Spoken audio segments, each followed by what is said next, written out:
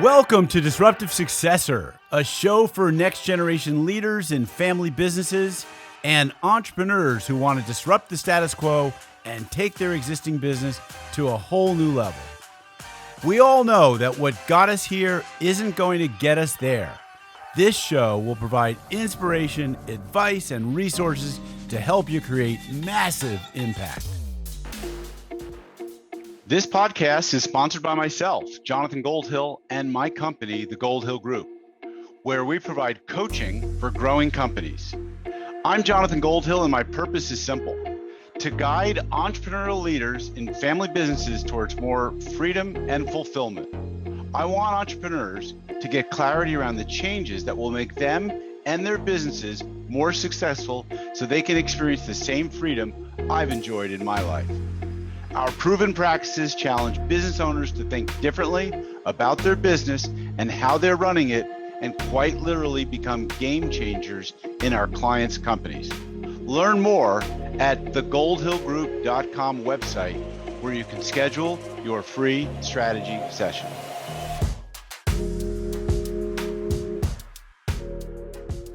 Hi, it's Jonathan Goldhill, and welcome back to another episode of the Disruptive Successor Show. Today, my guest is from Down Under, Jackson Millan, the wealth mentor, has spent the last 14 years helping service businesses understand the language of money and manufacture financial freedom for themselves and their families. He has successfully helped over 1,000 clients build in excess of $1.5 billion in combined wealth and has scaled multiple seven-figure businesses. He is a master of helping business owners make money work for them and turn their business profit into personal wealth. All right, welcome the Wealth Mentor to the show. Thank you for having me, mate. I'm looking forward to having a chat. All right, so you've been in this industry for 10 years. You're not a wealth manager, which is what a lot of people are going to think you are. You're actually a wealth coach. What is a wealth coach? Tell us what that is. So a wealth coach is somebody who is able to support you to learn how to fish for yourself when it comes to your money. I actually started as a traditional financial advisor because I wanted to help people like my parents. My parents were business owners. They'd struggled a lot with money. And I figured, okay, well, how about I learn financial advice to help people like them? And I very quickly realized that the financial advice industry and the wealth management industry really only wanted to do two things: help people who already had money, manage their money and make more of it, or sell commission-based products to people like my parents who probably didn't need them. And I found myself at a crossroads. And I said, well, okay, there's nothing really that exists right now that I can see that helps people who are just getting started or are struggling, or in Australia, what we call them Aussie battlers, to basically create a game plan, understand the fundamentals, and just take good, smart, common sense action to help them get on track for financial freedom. So I've been the term financial advisor. I created the term wealth coach, and I've been working with my clients to help them take control of their money and get back into their financial driver's seat and start working towards financial freedom for themselves. That's awesome. So you've written a book. It's called Enjoy the Journey, and the subtitle is Creating Wealth and Living the Life You Desire. Tell us a little about your book. To be honest, Jonathan, because of my upbringing and my parents didn't have much, there were things that I went without. And I've come to realize as an adult, I also have ADHD. So I'm terrible at deferring gratification, coupled with the fact that when I started making adult money, I just wanted to spend it all and make up for lost time in my childhood. And I really struggled with the traditional mantras that came with wealth and investing, that you need to squirrel away every last red cent and you need to sacrifice today in order for a greater tomorrow. And I found myself always stopping and saying, well, that doesn't really resonate with me. And I was living hand to mouth, and I saw many of my clients doing the same.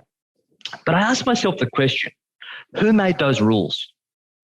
Who invented this idea of having to shrink yourself wealthy? Because that's what traditional financial planning is all about. And then I said, well, okay, well, why does that have to happen? And the only reason that occurs is because there is a limited amount of means, meaning that you need to make a sacrificial choice. But what if as business owners, we could calculate the financial means required to have our cake and eat it too? We call it the cake method. And it comes down to defining, what does your ideal lifestyle look like? Where do you want to live? What are the holidays you want to go on? What schools do you want to send your kids to? What are all the experiences, hobbies, and things that you want to have available? And what do you want your future to look like when it comes to creating financial freedom, so you don't have to necessarily work to support the lifestyle that you desire. And then I came up with the mantra of living for today and planning for tomorrow. And my whole book is about flipping this shrink yourself wealthy idea of financial planning and having an abundance-based perspective, as we should have as entrepreneurs, to just manufacture enough financial means to have our cake and eat it too, do everything that we want. I like the idea, but I imagine a lot of people struggling with coming up with a good vision for the future. Because if they're like me, they think like, well, this is it. And this is what my life looks like now. This is good. I'll take this. It's good enough. How do you get people to get into really some creativity, some innovation, or some, disruptive thinking around what does my life look like today? What do I really want it to look like? How do you get them there, Jackson? Yeah, it is challenging to start off with. And when I first went down this road, I was probably in my mid-20s by the time I really decided that something needed to change, because I saw myself being the kind of do what I say, not what I do type of person. And my father was very much the same. He was great at giving advice, terrible at taking it for himself. Right. And I found myself thinking, okay, well, what is my problem? And I started searching and researching, and I found a study that was done by Stanford University that surveyed thousands of people, that got them to rate themselves in terms of how deeply connected they were to their future self in 10 years' time, illustrated by two overlapping circles. So one circle being your current self, one circle being your future self in 10 years' time. And the amount of overlap that those circles were shown with was how connected you felt to that person. So if they were completely overlapped, it means that you're deeply connected to your future self. So if you're doing something that's detrimental to your future self, you can almost feel the pain. And if they're not overlapped at all, then you've got no connection. You don't really care because you can't put yourself into that position to even think about it. I found myself as the latter. I found it very difficult to visualize my future self and understand those repercussions of today's actions in the future. So I started developing an exercise that we call the 20-year roadmap. And what we basically do is we help our clients map out their lifestyle and financial goals over 20 years, which seems really scary. It was scary for me when I first did it. I stared at a piece of paper for hours trying to work out even past 1 year. And I answered the exercise based on three simple facilitation questions. I asked myself, one, what is fundamentally important to me? What are my non-negotiables? Two, assuming that my non-negotiables have been met, what then becomes my goals, my dreams, and my aspirations? And three, what is the significance of those goals, dreams, and aspirations to me? And what I found is the first time I did it, it was a struggle. But I let the dust settle. I come back to it after a week. I added a little bit more. And then over time, I've added this into my quarterly wealth planning exercise, where I ask myself those questions. I review my roadmap. I update my goals. Things get added, things get removed, things get shifted and changed. But it means that I'm always evolving my plan. And the fundamental principle of this is that it is progress over perfection. Mm-hmm. There is no such thing as perfection when it comes to your wealth. Right. There's always going to be inefficiencies and things that don't work perfectly. But unless you actually take action and start building what we call money muscle memory, you're never going to build the resilience, the confidence, the clarity to actually get on track for your plan. And that's why so many people sit on the fence, sit on their hands, waiting for the perfect opportunity and just never do anything.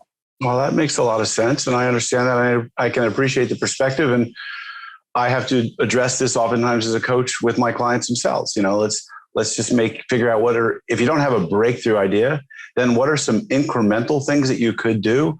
The linking together of which, 5 or 10 of those will look like a breakthrough in your business.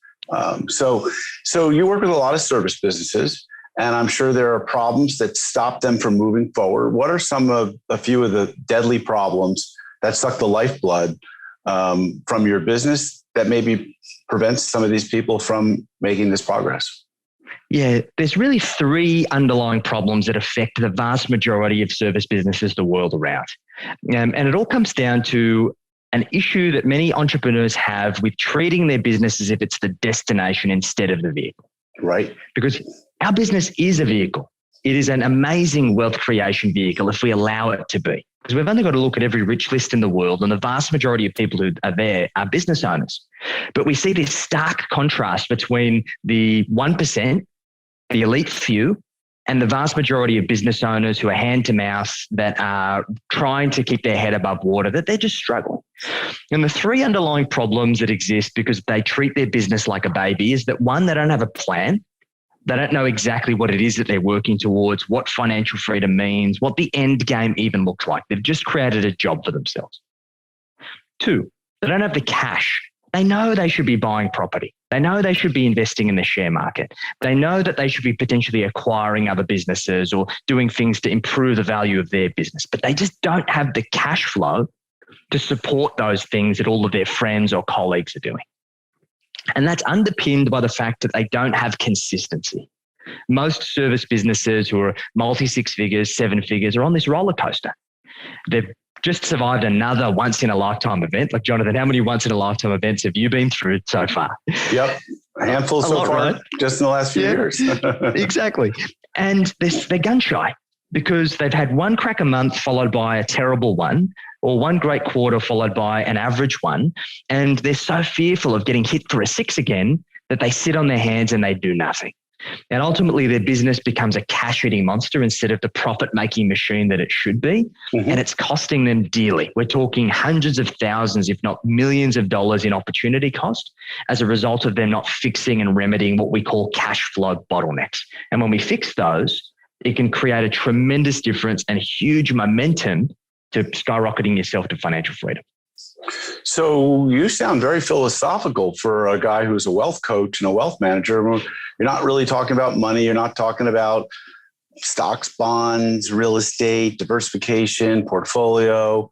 It sounds like a lot of your work is mindset focused. I mean, I'm really impressed. You've built an agency in Australia that's got doing over $5 million with a staff of 30, 800 clients globally. And you're not talking about portfolio diversification or, investments. You're talking about something really very different, aren't you? I am. And I've tried all of that, Jonathan. I remember in my early days in this industry where I'd create these amazing holistic plans that I would slave over for countless hours, that would document every single little strategy and tactic, every little last cent that I could squeeze out for a client. And if they only just followed my advice to the T, they would be completely fine. Mm-hmm. And literally a week or so after us implementing that plan, they'd fall off the rails, they wouldn't take a step, and they'd stumble. And I'd pull my hair out. I'd almost want to grab them by the shoulders and shake them and say, why are you doing this? And it was when I started discovering the power of mindset. Because you can throw strategies and tactics at a problem, but the biggest limiting factor to the value of those strategies and tactics is those invisible ceilings that you have within. And we need to raise the invisible ceilings first and then implement the strategies and tactics to bridge the gap. And if we continue to rinse and repeat that, that is the true idea of a holistic plan. And we do a lot of work on mindset because so many of us have decades of hardwired money baggage, whether that be through our own firsthand experiences that we've observed from our parents or our loved ones. And we can't just expect a click of a switch that all of that's just going to dissipate and have no value or weight on you. And so many people overlook that because as entrepreneurs, we're always taught, look forwards. What's the next thing? And we very rarely pay homage to where we've come from. And this is the reason why I present the way that I do. I'm just present myself as an everyday bloke. I live the lifestyle that I preach to my clients. I've just spent almost a year traveling around Australia in a four-wheel drive. We've just bought a 70-acre farm and we're rescuing animals and creating a homestead and a sanctuary here. I'm doing all of these things to make the wealth and financial planning process human. Because for the vast majority of people, it's not. It's ones and zeros, and they don't understand the real significance that generational wealth can have if you do this the right way, if you do it holistically. And that's the values that I try and embody. Would you say that most of your clients are involved in lifestyle businesses, or would you say that they have exited corporate America, or maybe even family businesses to do something more lifestyle based? Is that...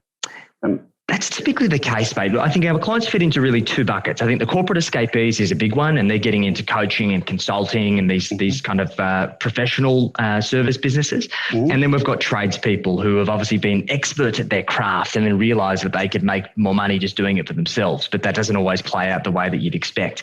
But all of our clients really want a lifestyle business. Some of them do have aspirations to sell for multi-million dollars and sail off into the sunset and drink rum out of a coconut in the Bahamas. But for the vast majority of these people, their business is to provide them two things: freedom and flexibility. That's what they bought into. Mm-hmm. They started a business because they wanted to have freedom and flexibility to spend more time with their family, pick up their kids from school, go to the ballet recital, be there, be present. But unfortunately, because of their programming and their reliance on money and their lack of a financial operating system, they've just created a job for themselves where they're working twice the hours for half the money. True. Their entrepreneurial dream kind of warped into an everyday nightmare. So let's talk to some of these people who maybe are overwhelmed, overworked, and have gone out on their own. But, you talk about a financial operating system. So do you offer a financial operating system? What does that look like? I've heard of an entrepreneurial operating system. I've heard of, other software operating system. What's a financial operating system, Jackson? Yes, our system is called the Wealth Mastery Machine. And let's unpack that for a moment. A machine is something that produces a regular, repeated, and consistent result, ideally without fail. And the vast majority of machines do not fail, or if they do fail, it's very, very infrequent. How many people can compare their financial processes to a machine? Very few. The vast majority of people are knee-jerk, emotional, after the fact, if they've ever got a spare moment. And they look at most financial decisions through rose-tinted glasses. Oh, that feels good. But then in 20/20 vision, in hindsight, they go, that was a terrible idea. Or maybe they got lucky. What we try and do is our operating system that we create, this Wealth Mastery Machine, is about really covering the three core aspects of a really solid financial game plan. One, it's about defining, getting crystal clear on the destination, the milestones, and reverse engineering that into an action plan supported with a really simple strategy that allows us to pass strategies and tactics through pass or fail filters. It's either, hey, this strategy, this property is going to help me get my next step towards my overall financial freedom plans, or it's not. Keep it objective. The second part is create. The cornerstone of wealth creation is cash flow and surplus, because it is not the money that you make that matters, it's what you keep that counts. So what we help our clients do is we help them understand the value of maximizing their surplus and making sure that they can systematically turn their business profits into personal wealth. We support that with a really simple investment strategy that's either destroying your debts or automating your investments using very low-cost index funds and blue-chip property. Because if you're anywhere in the developed world, if you buy good quality blue-chip property where affluent people want to live long-term, it's going to go up in value. But if you can understand those fundamentals, that allows you to get it for the right price. And we don't have time to stock pick as entrepreneurs. It's been proven in the Spiver report that 82% of active fund managers underperform the market after fees and taxes. So why bother? Let's just have a set and forget strategy where we can focus on getting money into the market. And that's why I personally have all of my investments in index funds for my satellite investments. And we teach all of our clients to do the same. Because unless you're a professional stock picker, you're going to have less than an 82% chance of getting it right. And then lastly, we give them systems and processes to manage. It's about reviewing, optimizing, improving, and compounding your wealth over time. This is about allowing the snowball to roll and take effect. And once we've got all of this implemented, it takes our clients less than 30 minutes a month to manage their finances. That's great. Now, is it done through a software? Is there an application that you've developed is it done through a coach and mentoring? Where is it? What's the application of it? There's really three components. We've built really simple Google Sheets because we wanted this to be attainable, easy to understand, and basically just provide people with simple tools that they can manage this stuff. We don't need to get super sexy. The second part's the education. It's understanding these strategies, these tactics, these frameworks, these systems, and how to use them. Because once you learn that skill, you're going to have that for life, and you can also pass that on to future generations as well. And then the third part is on-track management and coaching. It's really just about sometimes putting our arm around our clients and saying, hey, look, this is all right. Take this step. Or, hey, what are your options? And helping them just play devil's advocate, look at everything from all perspectives and just support them into making the right decision for themselves. Once again, so many people abdicate financial responsibility, both personally and in their business. They go, I'm not a money manager. I don't know how to invest. I'm going to go give my money to a fiduciary or a financial advisor. And there's nothing wrong with that. However, you need to be able to have a fundamental knowledge so you can hold that person accountable to making sure they do the right thing by you, as opposed to handing over the keys to the vault and just hoping that they're going to do the right thing. Yep. Yeah. So I'm a big believer in that. I have a money manager who invests only in ETFs. And now I have challenged him. I'm in an active program with him. So for those who are listening, don't understand the difference, like there's passive management and there's active management. An active fund manager, in my case, he trades in and out of positions as often as necessary. So in a time when right now, the market has crashed 10%. I don't know when this episode airs, if we'll be back up to that point, but we're all in cash. So I think that active management, that all makes good sense to me.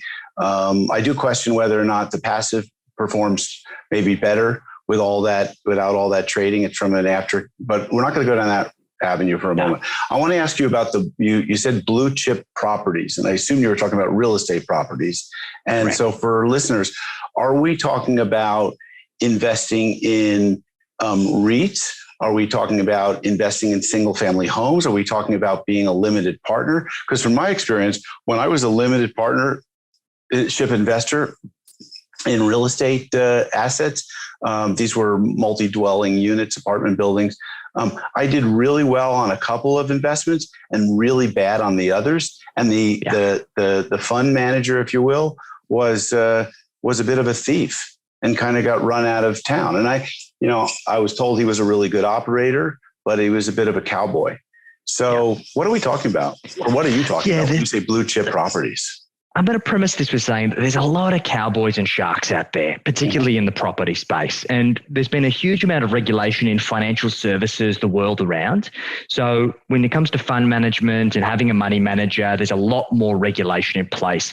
But for some reason, globally in the developed world, there doesn't seem to be as much focus on the property market. And there's a lot of these sharks that operate. And this isn't the first time that I've heard something like that, Jonathan. So I'm a big believer in keeping it boring. And boring for me when it comes to property is buying good quality, single dwelling properties where affluent families want to live long term. Mm-hmm. Because let's look at it from a fundamental standpoint. Let's use a Warren Buffett-based, value-based approach. If we're going to look at property, the fundamental principle of property is supply and demand. If there is more demand than there is supply, then property markets will go up. Mm-hmm. So what we need to understand is 5 key fundamentals. First one, we need to understand net migration to an area. So are there more people moving to an area than are leaving? Because obviously the more people that move there, the more dwellings that need to be available, meaning that demand will go up. Second thing, is there diverse ranges of employment? So we don't want to be in an area where we're reliant on a single sector of employment. So for example, we've seen many areas, let's say like Detroit in the boom of the automotive industry. Look at Detroit now. Yep. Decimated. Yep. So we want to make sure that we have a diverse range of employment, that we're supported by multiple sectors. Third thing, we want to make sure that there's infrastructure spending because the government spends to incentivize behavior. So we want to make sure they're investing in things like railroads and airports and shopping centers, all of this public infrastructure, but also private infrastructure, things that make a place more livable, cafes and restaurants and all of these things that make it a nice place to want to live long term. Then we want to consider future supply. So we need to be considerate of building or buying a property smack bang in the middle of a CBD, middle of a city, because typically local councils and governments allow relaxed zoning restrictions. That's why towers and big apartment complexes pop up everywhere. And then on the flip side, we don't want to necessarily buy on fringes of cities where there's what's called greenfield land, because they can just build an abundance of property and oversupply the market. And then the last fundamental to understand is affordability. This is not what you can afford. This is what the local population can afford, because supply and demand only goes to a point where the local population can no longer afford to buy that property. And that's where we start to see property prices taper off. So if you look at what we call a blue chip area, mm-hmm. Think in your locality, the suburb, the location where all of the affluent families want to live, mm-hmm. and go and assess it by those 5 fundamentals. Mm-hmm. And I suspect that they will always stack up because those are the things that draw people to an area. Love that. So it was net migration, was not in the right order, affordability. It was, help me out here. Diverse employment, of course. Yep.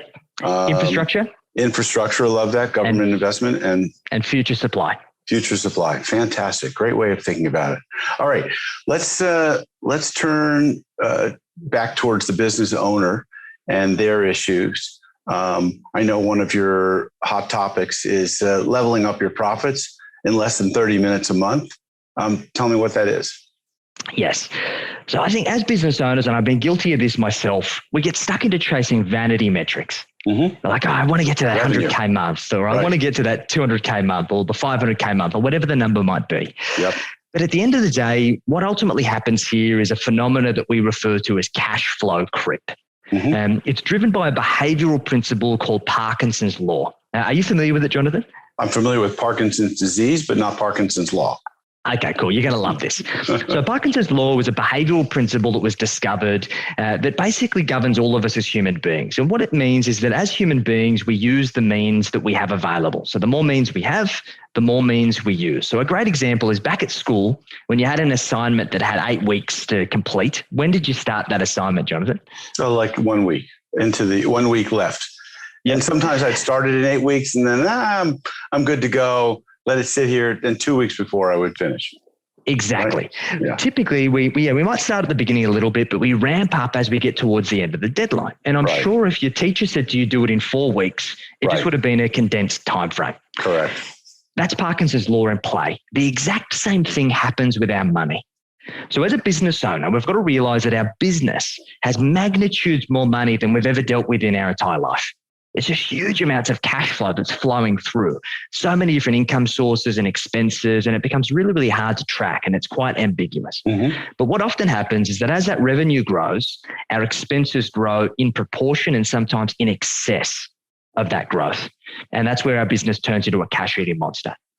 The problem is that we don't have the right buckets to segment our finances, and we're often relying on our profit and loss, which is often using accrual-based accounting. And as business owners, we pull our hair out when we ask our accountant, why doesn't my bank balance match what my profit and loss statement says? Right. And accountants can't tell us because they speak another language. So as a business owner, cash is king. And the best way for you to manage your finances in your business is bank balance accounting. Mm-hmm. However, when you've got one account that we call the single account sinkhole, where all of the money comes in and all of your expenses come out, you can't possibly keep a finger on the pulse. So what we implement is a German word that's called Fingerspritzinggefühl, which means finger touch. Like a doctor or a surgeon, when they're doing microsurgery, they have really fine motor skills. We need to develop those motor skills when it comes to managing our money in our business. And how we do that is we set up a series of buckets. We call them serving plates. We have an income account where your money comes into, all of your income. If you've got cost of sales in your business, so variable expenses, you've got materials, suppliers, subcontractors, we have a separate bucket that we carve off a percentage to cover those variable costs. Then we've got 4 remaining buckets. Operating expenses, to cover your fixed expenses in the business, salaried employees, rent, utilities, bills, anything else. Owners paying you, the number one employee of your business, making sure there's always money set aside for you to be able to take a fixed income. We've got a tax bucket, making sure that we can cover for sales tax, state taxes, federal taxes, any other taxes we need to pay. And then we've got a profit bucket, making sure that we're putting money aside to reward you as a shareholder of your business. Because the reality is you should get 2 paychecks. A paycheck as an employee in your business for the work you do in it, mm-hmm. and a profit distribution as a shareholder to reward you for the risk that you take for being in small business. We're totally aligned on that. It sounds a lot like Michael Michalowicz's profit first approach. Imagine you're familiar with that. You're shaking your head. I am. And yes. So that's an interesting way of going about doing it. I think some people probably find it a bit complicated to perfect or to do, and they find they have a lot of bank accounts that they're juggling. So, which I imagine in the beginning is probably stressful because some of those bank accounts might be running at meager or possibly negative balances. Challenging. Definitely. And look, it is challenging. It is what we call a come to Jesus moment. Mm-hmm. Because what was happening before is that we're having all your money in one bucket. You were just borrowing from Peter to pay Paul. Right. And what this will do is it creates the transparency for you to identify the cash flow bottlenecks, so then we can work on fixing it. Right. So it might be, hey, you're overspending. We've got to optimize those expenses and trim some of the fat. But my perspective on this is, Jonathan, that there's only so much fat you can cut before you start cutting into muscle and you actually start compromising your ability to grow your business. So what this typically does is this tells us how much income we need to have producing for our current expenses. And that allows us to then look at what we call the 7 levers. These are ways to drive profit by increasing our income in creative ways. Mm-hmm. And what's probably more important here is that we need to link your profit target to your personal income goals based on the cake method. We define our 20-year roadmap. We reverse engineer that into a personal income target for you to have your cake and eat it too. To achieve that income target, we set a profit target. How much profit does your business need to produce to pay you that income, but also still have enough surplus to allow you to grow and achieve your goals in your business? Then to make that profit, how much revenue do you need to make? And then we reverse engineer that revenue into all of your lead KPIs. So what we do is we connect all of your activity in your business to your personal outcomes that are critically important to you. And this allows us to start shifting the mindset because we now have complete clarity around the outcomes of our actions. Boy, Jackson, you're so articulate. And I love the way you put this all together. And it's very well organized in your head. And I think that's probably one of the biggest challenges for busy business owners is they're so busy working in their businesses that it's hard for them to think clearly through all this stuff. And it sounds like you have a lot of clarity. And I suspect that this has been pushed down through your entire team. So what's the number one myth about scaling a business that is eating small businesses alive? Yeah, this is a really good one. I've fallen into this trap myself too. Many business owners are taught that in order to scale, you need to burn cash. And I think because we're in this era of kind of like the .com bubble, and we've seen these startups, these big technology companies that are honestly cash-eating monsters. The amount of money that they burn through is absolutely ridiculous, and how they can obtain these valuations is nuts. Many of them aren't profitable, right, and many of them fail. But I think this has really created a really bad precedent for small business owners. Because the reality is the vast majority of us aren't in a SaaS business. We're not in a tech business. So we're in a service business. And a service business fundamentally is about producing cash flow. So this is about getting out of making that excuse of saying, okay, for me to scale, I need to burn cash. And you need to flip that is, what would my scale plan need to look like for me to scale profitably? So I like that. I like where you're coming from. I like the perspective. I think your philosophy around money is that it's not a destination, which is what probably most of us are trained to think, that when I have 5 million or 10 million or whatever 1 million, whatever your number is, 1 million isn't what it used to be, by the way. Right. But it's really your vehicle. And it sounds like you've integrated your values into your life. The farm that you were talking about, the give back, the living in an RV and traveling around, sounds like quite a lot of fun. And so I imagine that enjoying the journey and the vehicle that you're in is all what life here is all about. Am I right? I agree, mate. Because I have no intention to retire, and I'm treating this like a marathon, but it's an enjoyable marathon. It's a fun run, right? Right. Yeah. That you deserve to reap the rewards of your hard work along the way, not squirreling away every last red cent, waiting until you're 60 or 65 to live the dream. Because I unfortunately lost my father to pancreatic cancer at 66. He worked 16-hour days, 7 days a week for his entire life. And there's probably very few instances throughout my entire childhood that I didn't see him with sweat on his brow. And he was chasing that golden retirement, the golden years, to be able to enjoy the fruits of his labor. And he didn't even get to enjoy 1 year of it. Wow. And on his deathbed, as he laid there in the hospital, he gave me one last piece of advice. And he said, Jackson, every person in this world has 2 lives. And your second life starts when you realize that you only have one. And when he passed away, that gave me the opportunity at my second life, and you deserve that second life too. So I live for today, plan for tomorrow. You can have your cake and eat it too. Sounds good. Jackson, it's been a pleasure talking with you. If people want to learn more about your company, your business, I know you have a website, wealth-mentor.com.au, as in Australia. Is that the best way people should find you and your company? Or Yep, that's a way. We're also going to give your listeners and watchers some bonuses. So guys, I've got a gift pack where you can get access to my best-selling books. There's a 40-point financial performance scorecard that'll help you work out how you're tracking financially. The scary thing, guys, is that the average score is about 18 out of 40, and we've done this with thousands of business owners. Wow. But what this will help you do is work out what's the low-hanging fruit that you can improve. And also, if you want to get in touch with us, you can get it there. So I'm sure there'll be a link in the show notes, but it's book.wealth-mentor.com.au/gift-page. Okay, I'll include a link so you can track that in the chat. Perfect. Awesome. So it was book, once again? book.wealth-mentor.com.au/gift-page. Okay, fantastic. And we'll include those in the show notes. Jackson, thanks for being on the show and for sharing your wisdom, your heart and your mind with my listeners today. My absolute pleasure. Awesome. Okay, folks, if you like this episode, please share it with others. We will share it with your friends if you don't share it with them first. This podcast is sponsored by myself, Jonathan Goldhill, and my company, the Goldhill Group, where we provide coaching for growing companies. I'm Jonathan Goldhill, and my purpose is simple: to guide entrepreneurial leaders in family businesses towards more freedom and fulfillment. I want entrepreneurs to get clarity around the changes that will make them and their businesses more successful so they can experience the same freedom I've enjoyed in my life.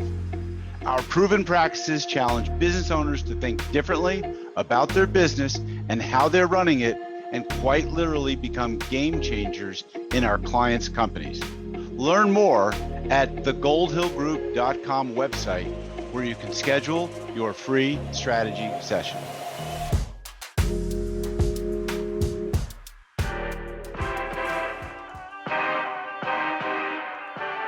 Thank you for joining us on the Disruptive Successor podcast. If you enjoyed today's episode, please subscribe, review, and share with a friend who would benefit from the message. If you're interested in picking up a copy of my book, Disruptive Successor, go to disruptivesuccessor.com.